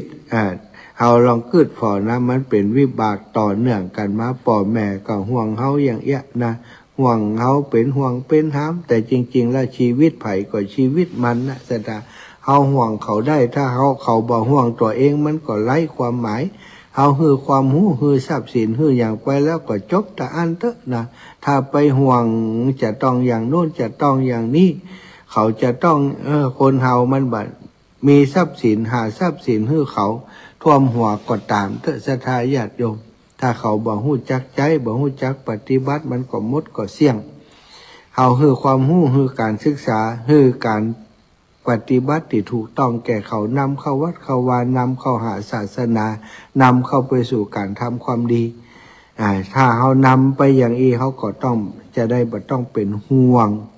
อย่างนักบางคนนี่ห่วงอยู่หั่นน่ะกลัวเขาจะอยู่บ่ได้กลัวเขาจะบ่รอดเฮาเหรอศรัทธาเขาก็ยังหลอดมาเขาเฮาฮื้อความฮู้ฮื้อการศึกษาฮื้อทุกอย่างเขาก็จะต้องหลอดนะบางคนจะยะยังได้จะได้บ่ห่วงลูกห่วงหลานก็มีสองอย่างยายคือวางปล่อยวางฮื้อได้กับสองก็คือถ้าตายแล้วก็ไม่ต้องได้ห่วงไผนะชีวิตคนเฮาก็มีเท่าอีแล้วศรัทธา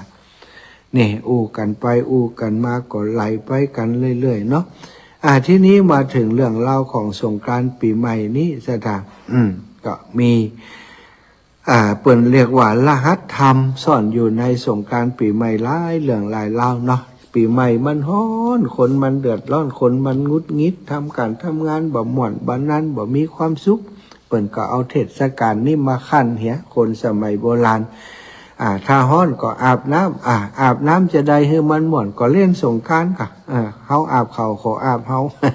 ฮดกันไปฮดกันมาปะแป้งกันพร้อมนะเป็นอันม่วนอันนั้นสนุกสนานช่วงเทศกาลปีใหม่และก็เป็นประเพณีในสมัยก่อนปีใหม่เปิ้นม่วนกันเป็น 6-7 วันบัดนี้3 วันหมดละเนาะก่อนนี้ตั้งถ้าเป็นละอ่อนตั้งแต่วันที่1มานี่ฮดน้ำมาถึงวันที่16เพิ่นน่ะสถานบางเตือบางแห่งก็ฮดกันถึงวันที่20ก็มีเนาะ ก็แล้วแต่ไผมันแต่ละตีละแห่งก็จริงๆนะสถานบางที่เปิ้นบ่จัดพร้อมกันอย่างสงกรานต์พระประแดงนี่รู้สึกว่าจะเป็นวันที่20หรืออะไรอย่างเนี้ยนะเป็นน้องเจ้ามอญเปิ้นก็ม่วนกันก็ประเพณีทำให้เฮาได้หันหลายๆสิ่งหลายๆอย่างประเพณีมันมีคำว่าวัฒนธรรมอยู่ตรงในวัฒนธรรมประเพณีวัฒนะแปลว่าเจริญนะสถานธรรมที่เจริญการเอื้อเฟื้อเผื่อแผ่การดูแลการช่วยเหลือการฮักคนอื่นการ หันคนอื่นเดินทางมาห้อนหดน้ำนี่ถือว่ามีน้ำใจต่อกันนะว่าใจบางคนโดนหดน้ำหรือบอกกุยตั้งกันหาบ่หดอีน่ะอันนั้นบ่เข้าใจวัฒนธรรมบ่เข้าใจประเพณีเปิ้นว่าเข้าเมืองตาเลียวต้องเลียวตาตามน่ะมาอยู่ในเมืองเปิ้นมีสงกรานต์นี่ตัวม่วนครับเปิ้นก็ตุกอยู่คนเดียวหั่นน่ะ ถ้าเปิ้นม่วนเฮาม่วนมันก็ม่วนไปเนาะนี่ในปีใหม่สงกรานต์บ้านเฮานี่เป็นประเพณีที่ได้รับความนิยมถึงในเรื่องของสิ่งที่ดีงามเนาะมีการรดน้ำมีการดำหัวผู้รักผู้ใหญ่มีการขนทรายเข้าวัดมีการไปทำบุญต่อยตักบาตรปล่อยนกปล่อยปลาเป็นสิ่งที่ดีทั้งนั้นสถาเติมสิ่งที่ดีให้กับตัวเฮาเติมความเมตตากรุณามุทิตาอุเบกขาเข้าไปสู่จิตใจเฮาโดยอาศัยวัฒนธรรมประเพณี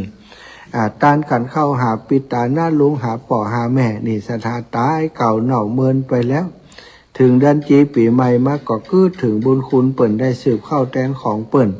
ได้รับการดูแล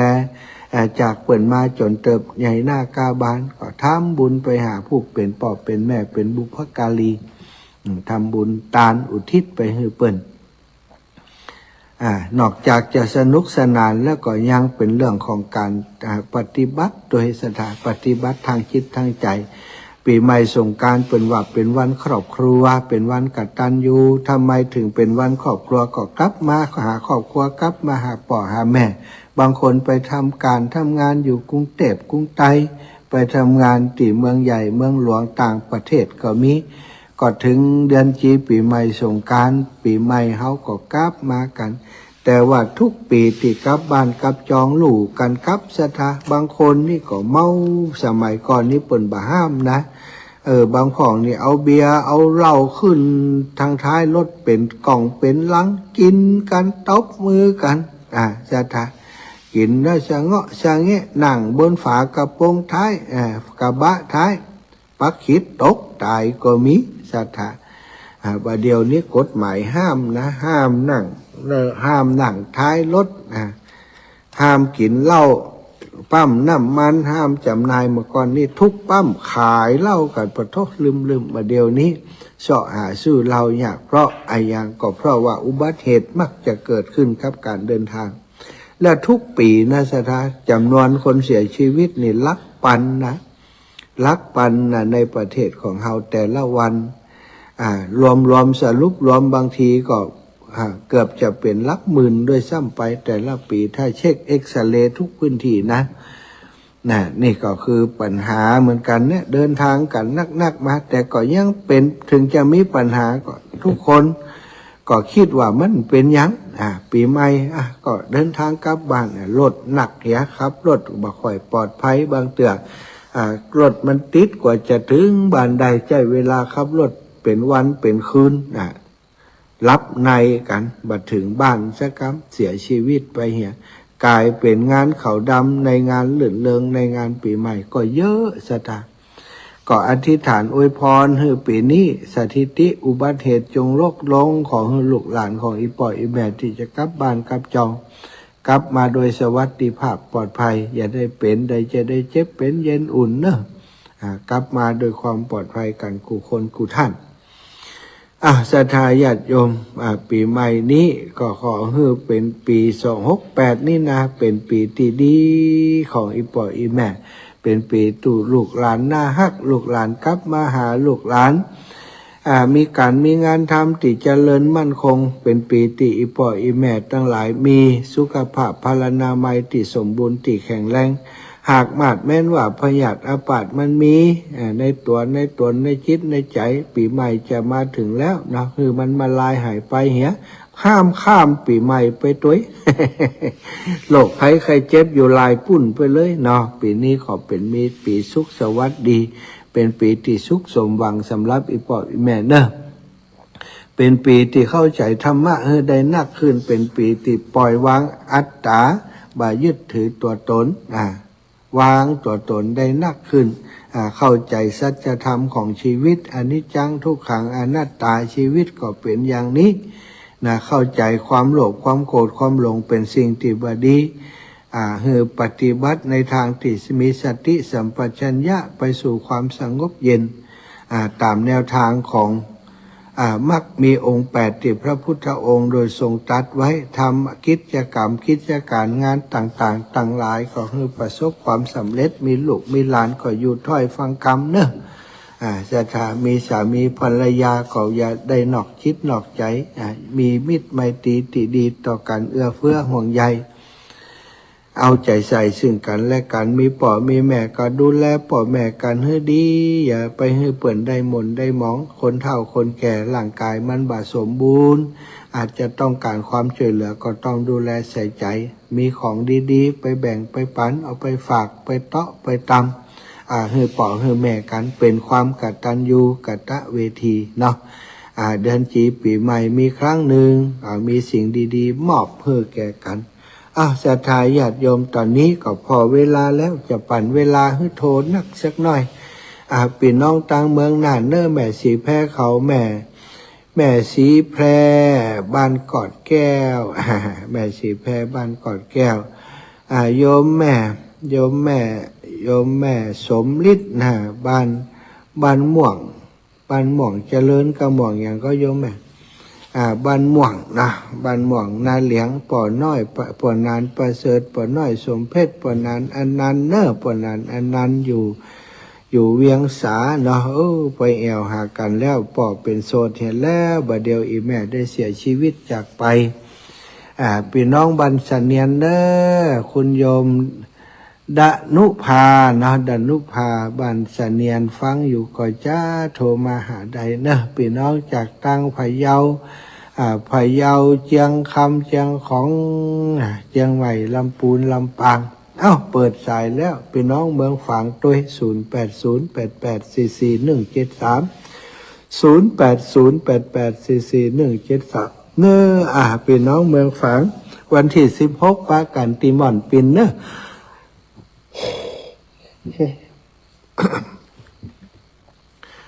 ไปตามพระป่าสนับสนุนท่านอาจารย์จำเริญรักษาการเป็นสมปานก็ได้เนาะเป็นสมปานเป็นเจ้าอาวาสวัดม่อนปิน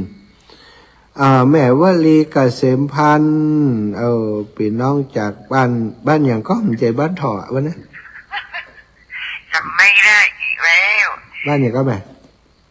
บ้านหนองก้นครูอำเภอสันทรายว่าบ้านถอปุ่นครูดอยู่บ้านหนองก้นครูอำเภอสันทรายทูแม่วลีสบายดีตื่นจัดเจ้าแล้วน่ะตื่นตั้งแต่ตี 3แล้วทุกวันสวดมนต์ด้วยเหรอสวดค่ะดีแล้วได้ปะกันเป็นบุญได้หู้จักกันแล้วเนาะอยากเห็นตัวมาเมินแล้วได้หันตัวเป็นปะใส่คนงามไปเหียแม่นค่ำแม่นล่ะได้เห็นตัวก็ดีใจแล้วจะได้ทำบุญถูกทำบุญถูกตัวเนาะได้แต่เสียงตัวถ้าจะตัวน้อยนิดเดียวนะเสียไปลำหลวงไปเหียเนาะมันเป็นยังจะไปผิดหวังเนอะไม่ผิดหวังถึงลำก็ใจดีนะใจดีนะใจดีสัตว์ตู้ขอบคุณแม่วลีเป็นอย่างสูงเนาะจะย่อมจิตย่อมใจเยอะเลยใช่รู้อยู่ดูผิวพรรณวรรณะการพูดจาแล้วก็เป็นคนไทยภาคกลางแม่เป็นคนสมุทรปราการสมุทรปราการนี่แถวไหนแถวพระประแดงที่มีแถวพระประแดง20หรือ22แม่มาอยู่นี่เมื่อพศ19ไม่รู้เขาจัดวันไหนเหรอสงกรานต์พระประแดงวันที่เท่าไหร่รู้สึกจะเป็นเดือนตุลานะงานประจำปีเขาจ้ะแม่แบ่งคนอื่นก่อนเนอะสาธุค่ะแม่วลีขอบคุณมากแม่วลีเจริญปอนแม่จันศรีสุขาแจงหัวลิ้นมาแล้วสาธุเมืองบางคนตกเดียวนะล่ะตะเกียอันนี้ก็ย่างละแต่ว่าเขาเย็นสบายอยู่มันเย็นสบายมันให้ปุ่นมุกดีๆนะคะดีแล้วเนาะ ใบไม้เปียกหมด สรุปหอมเพื่อแม่100เนี่ย หอมเพียที่ไหนอะอย่างทำไมอะไร มันไปทานสีมหาโพธิ์อ่ะ อ๋ออีเมจะหอม เล อ่ะ ยน่ะ ได้ค่ะสัตว์สีมหาโพธิ์จดก่อนอันแม่จันสีสุขาสีมหาโพธิ์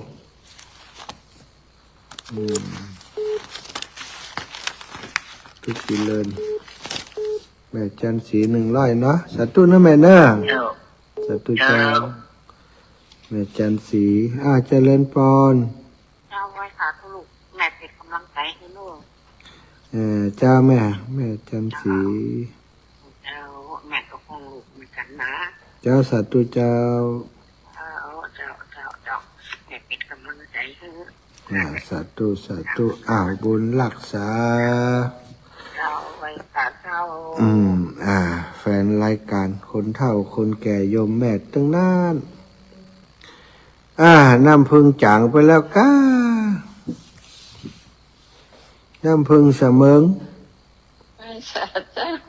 ไอ้อุ้ยฟังอยู่ว่าได้เรื่องว่าได้ยินนะก่อนเจ้า ก็บอกพอที่เฟซบุ๊กหันเขาเฟซบุ๊กเนี่ยเขาไลฟ์สดเนี่ย แม่จบข่าว ตั้งแต่ต้นมาแล้วเด้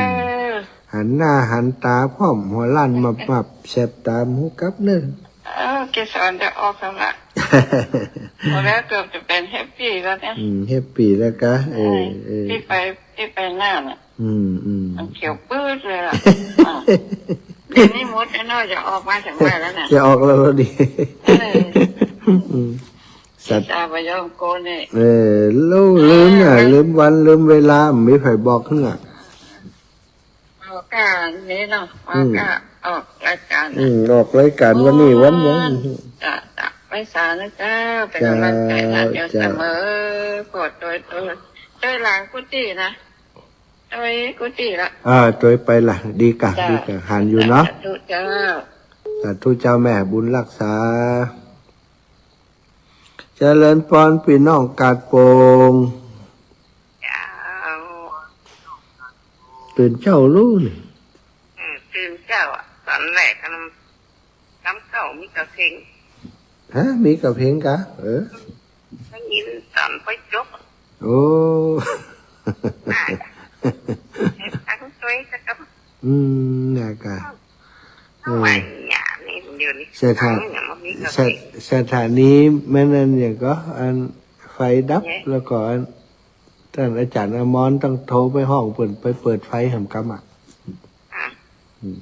แต่มันได้ยินประจบไปอ่ะตอนหนึ่งแล้วมันตั้งตอนสองเนี่ย ตอนสองล่ะมีภาคสองภาคหนึ่งล่ะมีภาคหนึ่งภาคสองอินที่เราวันติดนะก็ออกมันจะว่าออกก็ออก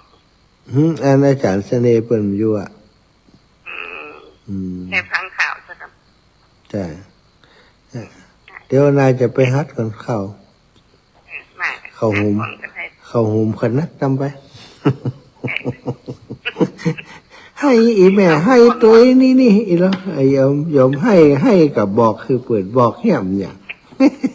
ให้บอกเนาะมันจะไม่บอกคนอื่นจะไหวแม่เหรอแม่อุ้ยนั่นให้อีแม่ให้ติ๊กๆอ่ะให้แหมเนี่ยมันม่วนอย่างไรให้ไหนให้ตัวเปิ่นหาว่าม่วนแล้วก็ให้ด้วยให้กัดอกให้ละม่วน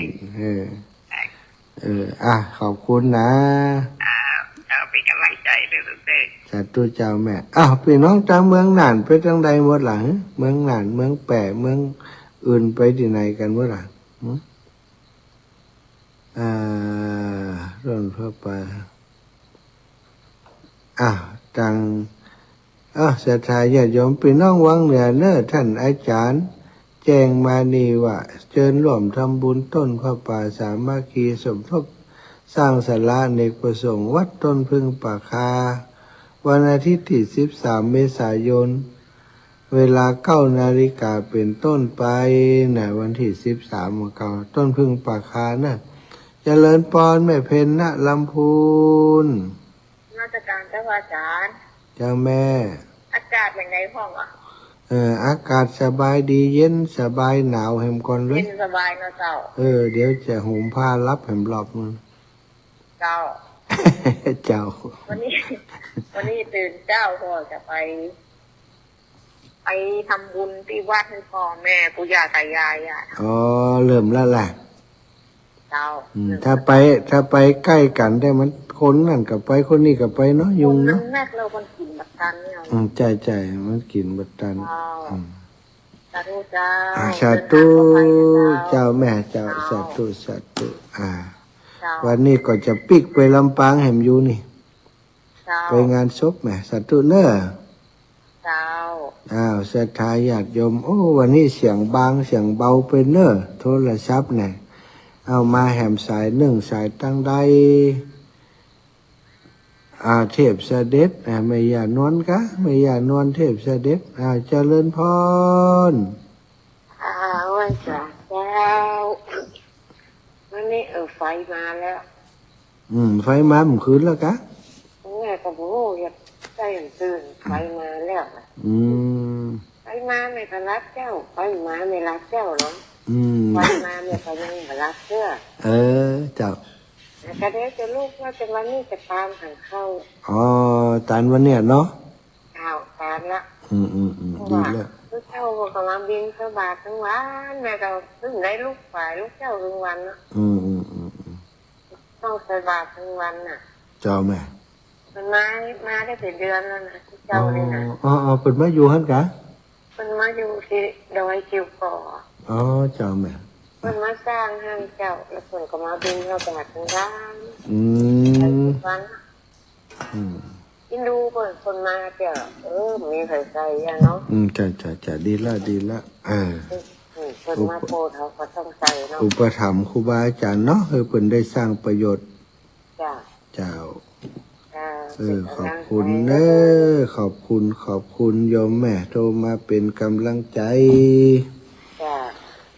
พี่น้องจากตั้งเมืองน่านพี่น้องจากตั้งเมืองเชียงใหม่นะเมืองน่านอยู่ตั้งใดกันหมดดับ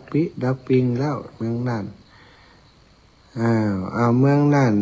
น่านขอสักคนรู้เมืองน่านนี่สถานีเมืองน่านดับกะไฟดับกะ พนานประเสริฐเข้าใจมาเดี๋ยวมันตันนะมาเห่งเอาตอนท้ายๆเดี๋ยวมันตันนะพนานประเสริฐมูสามโอ้ไอ้ยาตุ๊ดแล้วก็ย่างเนี่ยแม่สุคำนวลแก้วเนี่ยอันนี้เมืองเงาปุ่นนี่แม่สุคำนวลแก้วตำบลปะไนอำเภอเงาปะไนก็มีหนองเงาเนาะศรัทธาจากทางปุ้นโลจากทางเมืองน่านนะมีก่อนแน่จากทางพะเยาก็ไม่ได้ยินคำเจ้านี่จากทางพะเยาจากทางลำพูนก็ว่าได้ยินแต่แม่มโทษ ก็เดี๋ยวตอนท้ายๆไว้จะรู้กันลุบลับตอนนี้ก็ยังมีพายุฝนเนอะจะเข้าภาคเหนืออีสานมีเป็นพายุฤดูร้อนนะลมกันโชกแรงแล้วก็จะมีลูกเห็บนะลูกเห็บตกนะลูกเห็บตกนะสถาตะวาก็มีลูกเห็บตกนะที่เวียงป่อเป้าที่เชียงไฮ้นี่นะ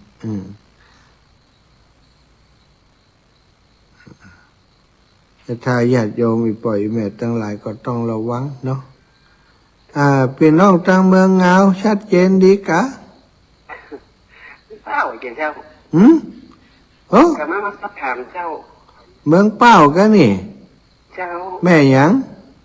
แม่สุคำนะคะแม่สุคำนวลแก้วนี่กะบ้านหยังบ้านอำเภอเป้าเนาะตำบลปะไนก็แม่นั่นแหละเจ้าอำเภอเป้าภาพของอาจารย์เนาะเด่นเดี๋ยวเปิ้นนะเด่นเหลือเปิ้นกะพระพุทธเจ้านี่วันนั้นป้าก็มาเข้ามาแล้วกับเจ้าไปแล้วรถเมืองเป้าไปบ้านสันตภาพไปบ้านอย่างนี้บ้านหนองป่ามันบ้านทุ่งหลวงน่ะเจ้าเนี่ยอยู่บ้านเราเพ่บ้านเราเพ่ลองหาว่าเพิ่น จะเข้ามือเปล่าอ่ะ โน่ไก่เห็นแล้วไก่เห็นแล้ว เข้ามาเขากำลังบาหารซ้ อืม ำเข้ามาแล้วกับเจ้า ไปแล้วแม่ผ่านไปแล้วล่ะเมืองเป้าแล้วเดี๋ยวถึงเวียงปะเป้าเวลาข้ามดอยมาแล้วล่ะ โอ้มาได้บริจาคเนี่ยสักอย่างมาหารกำแล้วอ่ะพอเข้ามาตั้งเป้าตั้งอย่าง อืม มาตั้งสับปะทงฉันเส้นกลางนี่เนี่ย มันเดินตั้งหลวงเนาะจ้าขอบคุณนะแม่เนอะจ้าขอบคุณนะ เจ้ามาตั้งบ้านเราสักกันน่ะ บ้านเรา การของพอหาว่า อืม กับนมัสการนะเจ้า เจ้าแม่พี่น้องจากตังเมืองฟ้าจากตังเมืองฝางตะกี้ไปใจตังอันเมืองเงาน่ะท่านนี่ลูกแก้ไขก่อนบ้าน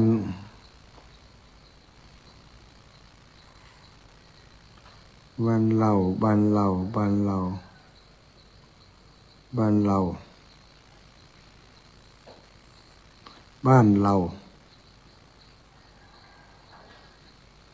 หมู่ 3 ตำบลปะไนอำเภอฝางอำเภอพร้าวไปเป็นอำเภอเงาเสียแล้ว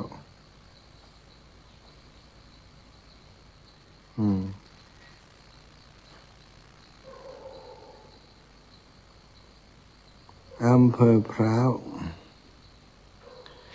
ศรัทธาญาติโยมเงียบปิ้งล่ะวันนี้คิดว่าตังเมืองน่านนี่เสียงบ่ถึงแล้วนี่เนาะตังเมืองน่านนี่เสียงน่าจำถึงโอ้กำลังกึดเติงหาแน่ เจ้าไอ้สาพระอาจารย์เจ้า ดับปิ้งเย็นไว้เนี่ยอยู่เวียงปะเป้าหมาหน้ากันกำแล้วนี้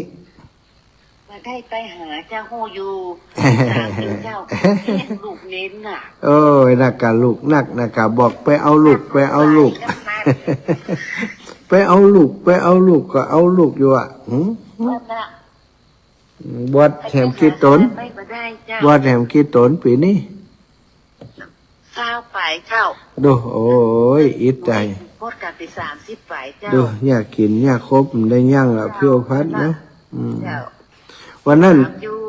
นจะไปนอนประจ้าลายหน้าบอกกำนันว่ามันมีไฟไหนท่านอาจารย์ก็เลยไปนอนนั่นไป เจ้าถูมีไปเบาะคันนา ไปประจ้าบ้านกูเหียดอกรู้บ่ได้นอนกำไรนานน่ะ แล้วก็อันวันซื้อเอาลูกเน้นไปเดินทุรงไปใจแล้วก็ไปกินฉันข้าวอะไรอย่างอยู่หั่นขณะอยู่วันอื่นวันซื้อติวันพระอาจารย์มานั่นแหละ ใช่ เจ้า มีไฟมีอย่างทุกอย่าง ส เจ้า บายแล้วเนาะสบายเนาะ เจ้า มีทุกอย่าง แล้วก็มีพระมารอยู่หั่นตัวหนึ่งอ่ะ อ๋อหลายดีกะ เจ้า ดีละ หั่นตัวแล้วตีผ่านมาแต่ละวันตีก่อนนั้นเอาวัดสุพรรณนี่ไปเปลี่ยนเวียนกันไปเฝ้าเจ้าเจ้าเปลี่ยนกันไปเฝ้า เอาพระไปตัวหนึ่งเอาลูกเน้นไปสามแต่ไปยกใน5 วันแทบเปลี่ยนกันเจ้า เดี๋ยวนี้มีคนมาอยู่ประจำแล้วเนาะ บอกแต่ว่าบอกมีก็มีถ้าเป็นอยู่ดีในป่าในดงในห้วยพุทธเจ้าถ้าพอมาขึ้นสังกัดอยู่ที่ว่าศรีสุพรรณเนี่ย